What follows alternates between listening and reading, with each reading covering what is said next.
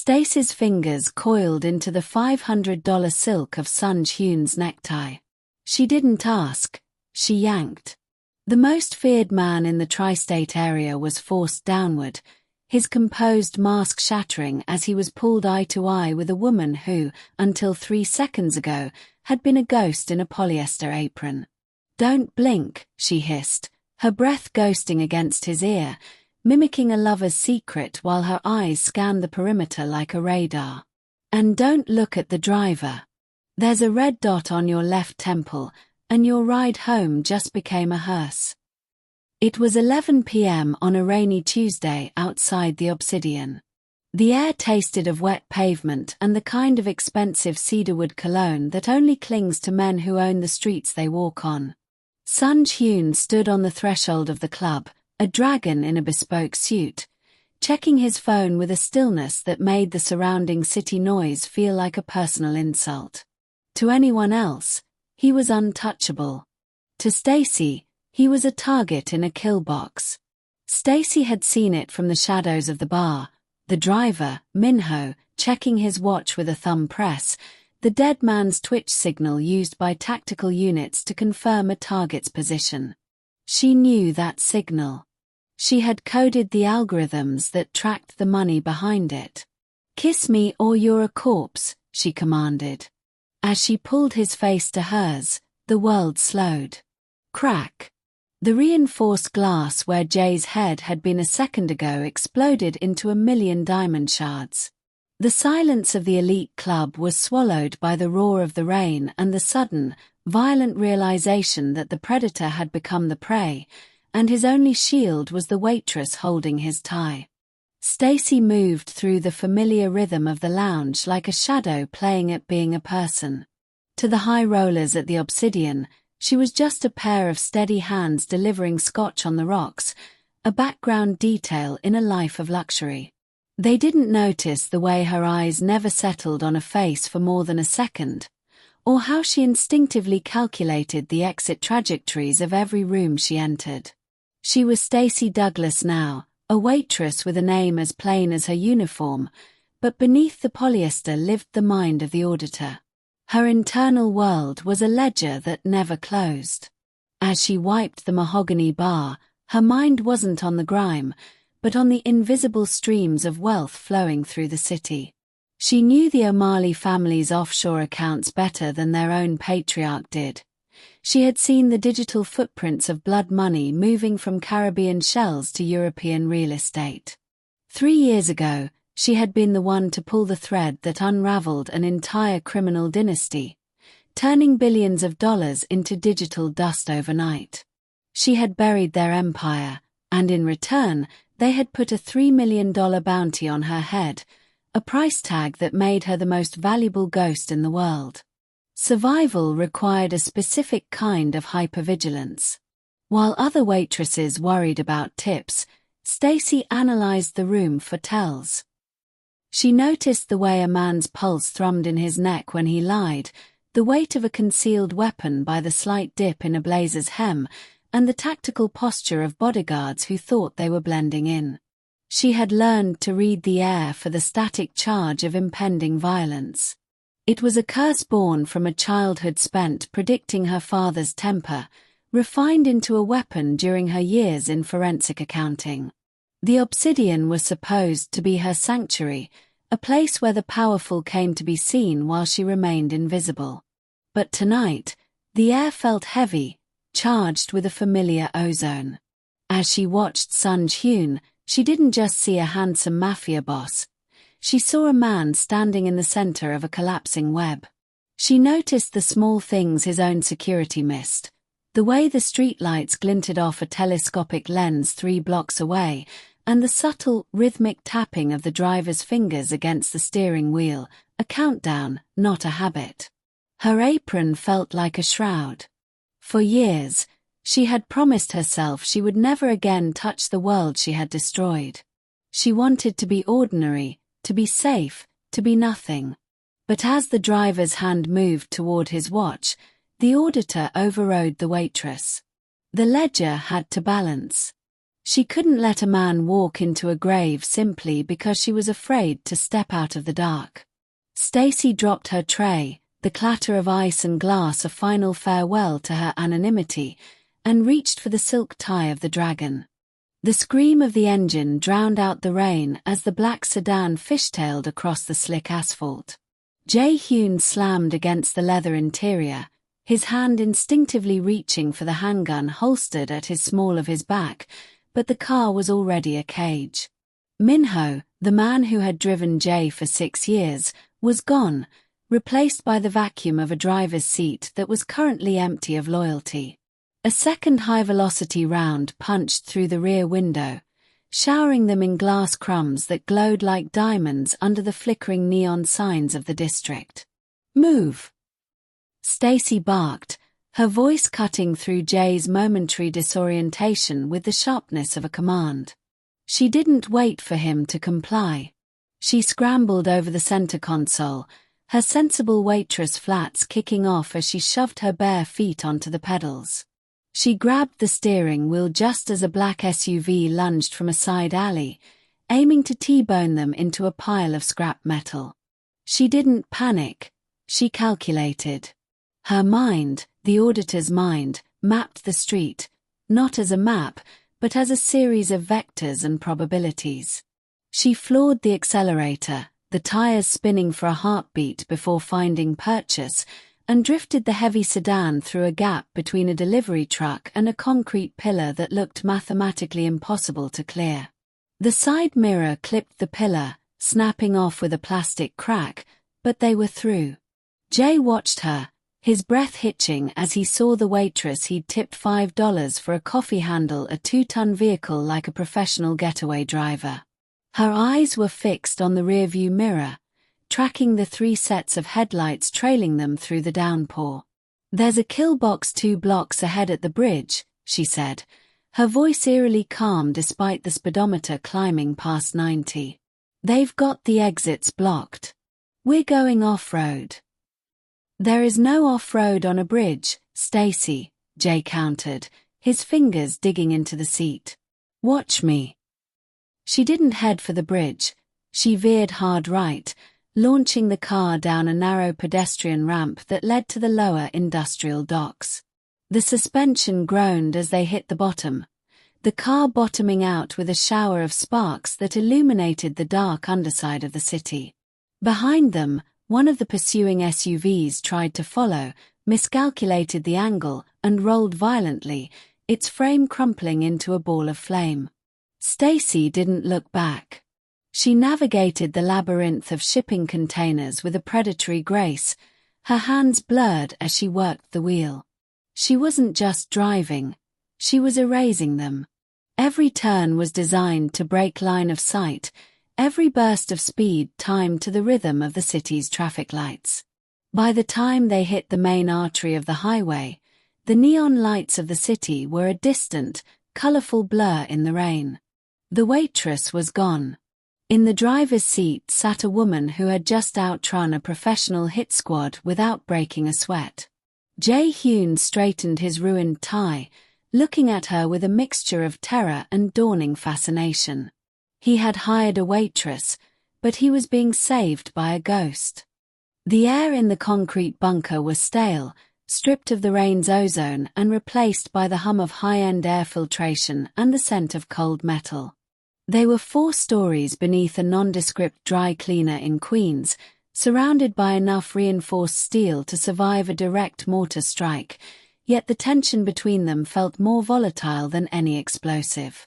Jae-hyun stood by a wall of monitors, his ruined silk tie hanging loose around his neck like a broken leash. He looked at Stacy, really looked at her, seeing past the stained apron and the damp hair for the first time since she had yanked him into her orbit. "No more games," Jae said, his voice a low, dangerous vibration that usually made men tremble. "Waitresses don't spot tactical signals. They don't outdrive CIA-trained hit squads. And they certainly don't know the layout of my private bunkers. Who are you?" Stacy didn't flinch. She walked toward the central terminal, her movements devoid of the submissive grace she practiced at the Obsidian. She tapped a sequence into the encrypted keypad, a sequence Jay hadn't given her, and the screens flared to life, displaying a cascade of financial data that made his blood run cold. It wasn't just his public holdings, it was the black ledger, the ghost accounts he used to pay his shadow army. "I'm the person who built the firewalls you're currently hiding behind," Stacy said, her eyes reflecting the scrolling green code. 3 years ago, you funneled $60 million through a shell company in the Caimans called Blue Ibis. You thought it was untraceable because you moved it through 4 different crypto tumblers. But you left a footprint on the third hop because your accountant was lazy. I didn't report you then because you weren't on my list. The O'Malley family was. Jay stepped closer, his shadow looming over her, but Stacy didn't move. "You're the auditor," he whispered, the realization hitting him with more force than the sniper's bullet. "The ghost who erased the O'Malley bloodline without firing a single shot. I don't just know your accounts, Jay. I know that your brother, Kang Dae, has been skimming 5% off your narcotics routes for 18 months. I know he's used that money to put a down payment on your head." She turned to face him, her expression as cold as the data on the screens. "You think you're the hunter because you have guns and soldiers. But in my world, the person with the most secrets is the one who survives. Right now, your driver is dead, your brother is a traitor, and your empire is a house of cards. I'm the only one who knows which card to pull to keep it from crushing you." Jay looked at the screens, then back at the woman in the tattered uniform. For the first time in his life, the most powerful man in the city felt completely outmatched. He had spent his life building a fortress of fear, only to find that the girl who served his coffee held the keys to every door. The interrogation took place in the bunker's clinical, white-tiled secondary chamber, a room designed to strip a man of his dignity long before the first question was asked. Minho sat zip-tied to a heavy steel chair, the blood from a scalp wound tracing a jagged red path down his temple. He didn't look like a traitor. He looked like a man who had already been hollowed out from the inside. Jay stood in the shadows, his presence a suffocating weight, while Stacy leaned against the cold brick wall, her eyes scanning Minho's micro-expressions with the detached precision of a machine. "I trusted you with my life for 6 years, Jay said, his voice dropping to a predatory whisper that was more terrifying than a shout. "I paid for your mother's surgery. I put your sister through university. And you sold my location for a watch check." Minho's head snapped up, his eyes glassy with a cocktail of terror and grief. "I didn't sell you, Jay. I sacrificed you." His voice cracked, a dry sound like breaking glass. "They have June. They took her from her dorm 3 days ago. They sent me a video of her. They told me if I didn't give them the 2 o'clock window at the Obsidian, her heart would stop before mine did." Stacy stepped forward, her mind already connecting the dots of the digital trail she had seen earlier. "Who is they, Minho? Give me the name I already know is coming." "Kang Dae," Minho sobbed, the weight of the confession finally breaking him. "Your brother is working with people I don't recognize. Men with military bearing and untraceable accents. They didn't want money. They wanted the keys to the kingdom. Kang Dae said you were too soft, that you were letting the family legacy rot while you played by old world rules." Jay's fist collided with the concrete wall, the sound echoing like a gunshot. The betrayal wasn't just a tactical failure. It was a fratricidal cancer. Stacy watched the shift in Jay's posture, the transition from a man seeking justice to a man contemplating a massacre. She saw the auditor in him now, the part of him that was calculating the cost of a war he hadn't started. She walked over to the terminal, her fingers dancing across the keys as she pulled up Ji-yoon's last known GPS coordinates from a social media ping she'd archived an hour ago. Minho wasn't the only one being watched, Stacy said, her voice steadying the room's chaotic energy. Kang Dae isn't just holding your sister, Minho. He's using her as a lure. He expects Jae to come charging in like a wounded dragon. He's built a second kill box, and this one has no exits. She turned to Jae, her gaze level and unyielding. We aren't going to save her your way. We're going to do it my way. We're going to make Kang Dae believe his plan worked until the moment he realizes he's broke, alone, and already dead. The transition from a grease-stained waitress to a titan of industry was a transformation Stacy had performed a dozen times in her past life, but tonight, the stakes felt heavier than any bounty. The obsidian-colored evening gown she wore clung to her like a second skin, the fabric woven with microscopic fibers designed to dampen electronic interference. She traded her sensible flats for 4-inch stilettos that felt like daggers, and her hypervigilance was now hidden behind a mask of bored, aristocratic indifference.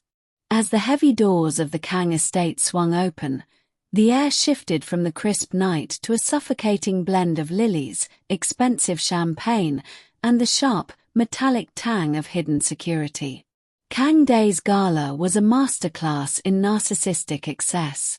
Every pillar was gilded, every server was a model, and every guest was a player in a game of power they didn't realize they were losing. Stacy moved through the throng with a glass of vintage Krug in hand, her gaze sweeping the room not for faces, but for the security architecture. She wasn't just a guest. She was a Trojan horse. Beneath the lace of her evening glove, a thin, silicone membrane was primed to mirror the cellular structure of any surface it touched. She spotted Kang Dae near the center of the ballroom, surrounded by the rogue CIA elements Minho had described. Men whose suits fit a little too loosely around the shoulders to hide their holsters. He was laughing, the sound of a man who believed he had already won. To drain his accounts and find Ji-yoon, she didn't need a password, she needed his pulse. She needed the unique biological signature that locked his encrypted hardware. Mr. Kang, she purred, stepping into his orbit with a grace that silenced the nearby conversation. She adopted the accent of a Swiss venture capitalist, her voice a smooth, calculated melody. Your brother spoke of your ambition, but I find the reality much more intoxicating. Kang Dae's eyes traveled over her, his ego instantly hooked by the bait. He reached out, his hand closing over hers in a standard gesture of masculine dominance. It was the only contact she needed. As his palm pressed against her gloved hand, the silicone membrane shivered, capturing the thermal map of his veins and the ridges of his thumbprint. The data surged through a transmitter hidden in her bracelet, beaming the biometric packet back to the bunker where Jae waited. She felt the vibration against her wrist, a silent confirmation. The vault was open. But as she began to retreat, a hand clamped down on her shoulder from behind. It wasn't the clumsy grip of a socialite, but the disciplined, crushing pressure of a professional. She didn't have to turn around to know that the Wraith had found the variable in the room. The lion's den had just become a cage, and the auditor's mask was beginning to crack. The pressure on Stacy's shoulder was a cold promise of violence, a silent invitation to a private balcony overlooking the rain-slicked gardens of the Kang estate.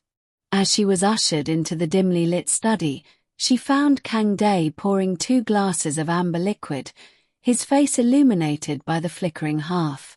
Standing in the corners of the room were 3 men who lacked the ostentation of the mafia. They wore tactical humbleness like a second skin, their eyes devoid of anything as human as greed. They were the rogue CIA faction Stacy had feared, the grey men who operated in the spaces between treaties. Kang Dae gestured toward the window, where a fleet of black sedans was mobilizing in the courtyard below. "You have a remarkable talent for imitation, Miss Douglas," he said, his voice stripped of the charm he had used in the ballroom. "But my associates are quite fond of facial recognition software that taps into Interpol's deep cover archives. You aren't a venture capitalist. You're the girl who turned the O'Malley family into a cautionary tale." He turned, leaning against his desk, a predator enjoying the final moments of a hunt. "My brother thinks this is a family spat. He thinks I'm just a jealous sibling looking for a larger slice of the soul narcotics trade.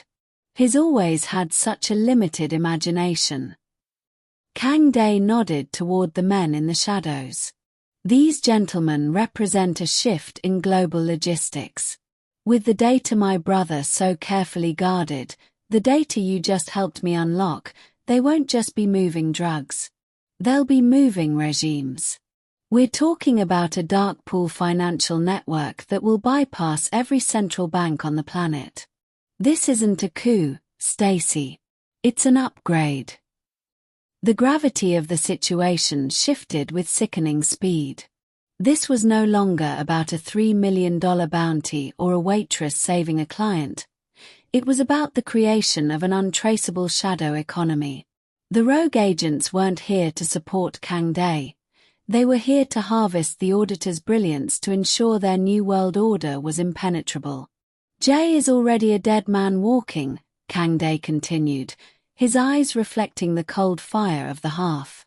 "And you're far too valuable to kill. You're going to build the architecture for our new market. You're going to do for us what you did to the O'Malleys, but this time, you'll be on the winning side." He stepped closer, his shadow swallowing her. "The family feud is over. The international crisis is just beginning. Now, tell me, does the auditor prefer to work in silence, or do I need to bring your driver's little sister into the room to encourage you?" Stacy felt the cold weight of the stakes pressing down on her. The ledger was no longer about money. It was about the blood of an innocent girl and the stability of a dozen nations. She looked at the men in the shadows and realized that to win, she would have to become a monster more terrifying than the one she was fighting. The fluorescent lights of the Jongno 3 station flickered with a rhythmic, sickly hum, casting long, jagged shadows across the platform. It was the height of the evening rush, a sea of umbrellas and exhausted commuters that Stacy had chosen specifically for its chaos. She walked 3 paces behind Jay, her posture slumped, playing the part of a terrified captive, while the Wraith and his team of grey men trailed them like sharks in shallow water. She could feel the sniper's gaze on the back of Jay's skull, a phantom pressure that meant the kill order was hovering on the edge of a radio command. On the count of 5, Stacy whispered into the microcom hidden in her earring, "The world ends." Jay didn't nod. He didn't even break his stride. He moved with the heavy, defeated gait of a man who had lost his empire, a performance that made Stacy's heart ache with its realism. She watched the digital clock on the platform wall. 3, 2, 1. Stacy reached into her evening bag, not for a gun, but for a customized EMP burst disc. She slammed it against the metal support pillar. A localized pulse shrieked through the station circuitry. The lights died instantly, and the screech of an approaching train provided the perfect sonic cover for the violence to follow. In the sudden, pitch-black vacuum, Stacy lunged at Jay, her hands grabbing his lapels as she ignited a magnesium flare disguised as a tactical flashbang. The explosion was a blinding white strobe that seared the retinas of the pursuing agents. To the witnesses on the platform, it looked like a desperate struggle. Stacy shoved Jay backward toward the edge of the platform just as the subway car roared into the station at 40 miles per hour. She triggered the secondary charge, a blood squib sewn into Jay's jacket that sprayed a mist of crimson across the white tiles, illuminated by the train's oncoming headlights. Jay vanished. To the grey men watching through thermal goggles, The heat signature of Sun Hyun tumbled into the dark gap between the moving cars, followed by the sickening thud of metal meeting bone. Stacy let out a piercing, guttural scream, a sound of pure, unadulterated grief that echoed off the tunnel walls. She collapsed to her knees, her hands covered in the fake, warm gore, watching as the train screeched to a halt over the spot where the dragon had supposedly been crushed. The Wraith stepped out of the shadows, his weapon lowered, staring at the carnage. The auditor had done it. She had eliminated the target they no longer needed. But as the agents moved to secure her, they didn't notice the maintenance hatch beneath the platform edge, the one Stacy had unlocked an hour prior, where Jay was already crawling into the belly of the city. The dragon was dead to the world, and in the silence of the subway's aftermath, the auditor's real war began. Stacy sat in the flickering dimness of a basement server room miles from the subway carnage, her fingers hovering over a mechanical keyboard like a conductor before an orchestra. The Grey Men had taken her to a secondary holding site, confident that their prize was broken and compliant. They didn't realize that the auditor didn't need a high-tech lab to wage war. She only needed a connection and a reason. While the rogue agent celebrated the dragon's demise in the next room, Stacy entered the digital slipstream, her mind unfolding the complex architecture of Kang Dae's stolen empire. She began the 60-minute countdown by injecting a polymorphic virus into the very biometric packet she had captured at the gala. Kang Dae thought his thumbprint was the key to his kingdom. He didn't realize Stacy had turned it into a skeleton key for his destruction. The first 15 minutes were a surgical strike. She bypassed the firewall of the Blue Ibis Shell Company, watching as millions of dollars in untraceable crypto assets began to dissolve, redirected into a series of untraceable charitable trusts for the families of those the syndicate had crushed. By minute 30, the Grey Men were beginning to notice the heat. Alarms silent to the human ear began to scream in the digital void. Stacy didn't move faster, she moved deeper. She reached into the rogue CIA faction's offshore payroll, freezing the accounts they used to maintain their deniability. In the next room, she heard the frantic clicking of keyboards and the sharp, barked orders of men realizing the ground was liquefying beneath their boots. They looked toward her through the glass partition, but all they saw was a weeping waitress with her head bowed, her hands busy beneath the table. The final 15 minutes were the killing blow. Stacy didn't just drain the money, she erased the identities. She scrubbed the digital existence of Kang Dae's private security, flagged the rogue agents' passports as active terrorist threats in the Interpol database, and sent a mass dump of the Grey Men's operation logs to the Senate Intelligence Committee. As the clock hit 0, the power dynamic in the building shifted with a physical weight. The regime-changing network Kang Dae had bragged about was now a digital graveyard. His leverage over the world was gone, his funding was ashes, and his partners were now international fugitives.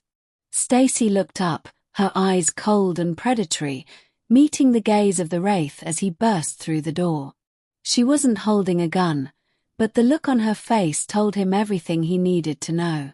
The auditor hadn't just balanced the books, she had closed the account. And in the distance, the low rumble of a familiar engine signaled that the dead dragon had arrived to collect the debt in person.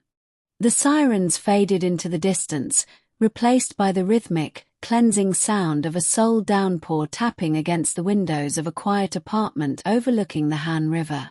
The war was over. In the wake of the digital collapse and the physical confrontation at the docks, the name Sun Hyun had been scrubbed from the ledgers of the underworld. To the syndicate, he was a ghost; to the international authorities, he was a casualty of a failed coup. The dragon had shed his scales, leaving behind a throne of blood and silicon for a life that fit within the four walls of a home. Jay stood on the balcony, no longer wearing the suffocating silk ties or the tailored armor of a mafia king. He wore a simple cotton sweater, his posture relaxed in a way that would have been unthinkable a month ago. He wasn't watching for snipers or signaling drivers. He was watching the lights of the city flicker like fallen stars on the water. Beside him, Stacy leaned against the railing, her hands finally still. The auditor had closed her last account. The $3 million bounty had vanished into the same digital void she had sent Kang Dae's fortune, replaced by a clean slate and a series of identities that were as boring as they were safe. In the living room behind them, the soft sounds of a cartoon played on a small television. Ji-yoon, Minho's sister, sat on the rug, her eyes bright with the resilient wonder of a child who had been pulled from the dark. She was the anchor that kept them grounded in this new, quiet reality. They had become a family forged not by blood, but by the shared weight of what they had survived. For Stacy, the hypervigilance that had governed her life for years was beginning to soften into a simple, domestic awareness. She no longer scanned the room for exits. She scanned it for the blocks Ji-yoon had left on the floor. "You're not looking at the door," Jae remarked, his voice a low, warm hum in the cool night air. Stacy turned to him, a genuine smile tugging at the corners of her mouth, the first one that didn't serve a tactical purpose. "There's nothing left to run from, Jae. For the first time in my life, I'm exactly where I'm supposed to be." He reached out, his hand covering hers. It was a gesture of solidarity, a silent pact between two ghosts who had decided to haunt the world no longer. They were no longer the dragon and the auditor. They were simply two people learning how to be ordinary.